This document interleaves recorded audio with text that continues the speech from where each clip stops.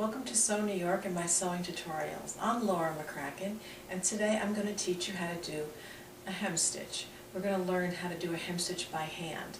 There's many types of hems. Some are done on machines and some are done by hand. I'm going to teach you a classic hem stitch today. This is the kind of hem that you might find on that beautiful suit that you own, or a special dress, or a good pair of slacks. Okay, so let's get ready and let's go take a look at it. This lesson is going to teach you how to sew a hand-stitched hem. This is a classic hem that you would use if you were hemming a good suit, a dress, or even a good pair of pants. It is best suited to hems that have been finished with a seam binding. As you can see here, this hem is nicely pinned, and this finished edge here the hem has a seam binding that was sewn on.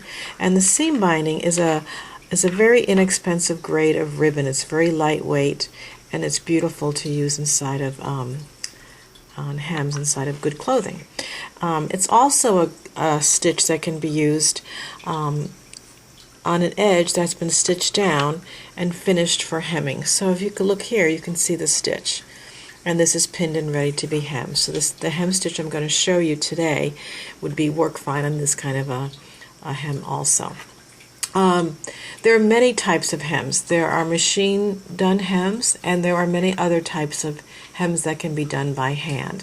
But what's so nice about this hem is it is beautiful. If you're making a really good quality suit, you definitely want to use a seam binding, so it's best suited for that. And it's also it has a little bit of a knot as you go along, so you know when you've been at work all day and your hem falls down and by the end of the day the whole thing is down. Well, with this hem, it's not going to fall down. If one stitch comes undone, the other stitches are all protected because they're in a sort of half knot and they won't come undone, and you have plenty of time to fix it before you wear it again. Alright, so I'm going to show you the stitch for this hem.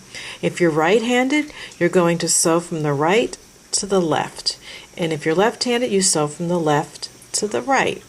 I'm also sewing with a black thread so you can see my stitches, and you definitely would want to use the appropriate color that would match your garment, the appropriate color thread that would match your garment. Okay, so I'm going to zoom in a little bit closer so we can see exactly how it's done. Great. Alright, and when you do a hem, you always use a single thread. Most hand stitching is done with single threads. You're going to put a knot on the end of it, and there's the knot. Okay. Now take your needle and you're going to go to the top of the seam binding at the very edge right there, and you want to bury the knot behind it. Then you're going to make a sort of loop where you want to let your thread go sort of over here to the left and kind of up, and then go into the garment right next to where you've come out of the seam binding. All the stitches are going to be right along the very edge of the seam binding. Okay, so now you're going to go into the garment and you're just going to pick up a couple of threads, one thread, two threads, that's all fine. And now you're going to pull it, and as you pull it, you see you've created this kind of half knot right there. Okay, that's one stitch. And now we're going to move about a ½ inch from that, and you're going to go again right to the edge behind the seam binding, and again pull the thread and let it kind of go towards the left and sort of in an upward motion. Go behind the seam binding or right next to the seam binding in the garment and pick up a thread or two, pulling the needle.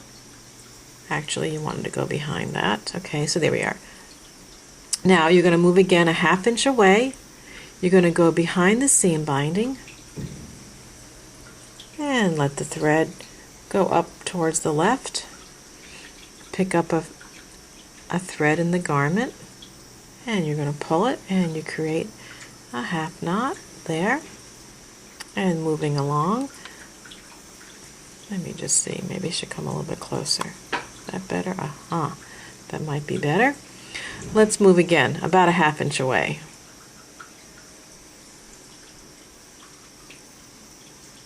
Let the thread go around to the left and up, pick up a thread in the garment, and as you see now, all the stitches are building up towards the left, going towards the left, and they're all starting to look really nice. So that looks well done. Okay, move a 1/2 inch away. Now you could do it less than 1/2 inch. You could do maybe 3/8 of an inch or even 1/4 of an inch. It's getting very tiny then at 1/4 of an inch, but you don't want to do it really, you don't want the stitches to be any more than 1/2 inch apart because you don't want gaps between the stitches. Okay, go back into the fabric and pick up a thread.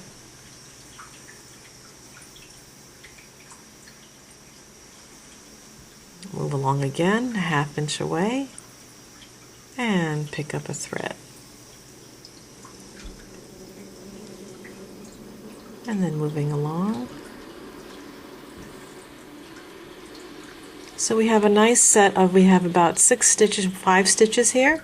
No, it is 6. This is the 6th one. On the other side, now you might see my black thread, but if you're doing it in the appropriate color, you're not going to see anything. And that looks quite nice if you have a peek at that. See? It's created a nice series of stitches. And in the proper color thread, you'll never see it. And now let's do 1 or 2 more stitches. Okay, so where are we? Here we are. Okay, go behind the seam binding and go around up towards the left here. Just want you to see this again. So it's kind of like that. And go into the seam binding, pick up a couple of threads, and now, so say that, I'm showing you this how you loop it around and you say, oh my god, that's a lot of work. Really all you're doing is, I'll just show you here. So you go behind the seam binding. So say I don't make that loop and the thread's just kind of laying over there.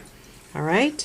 So go back into this garment, pick up the thread, and now as I pull it through, all you really have to do is just go into that loop. And that's the same thing as making this sort of loop over to the left that I was showing you when you're doing that sort of a thing, like that.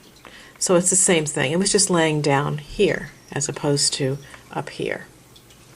Alright, let's try it again. Go behind the seam binding,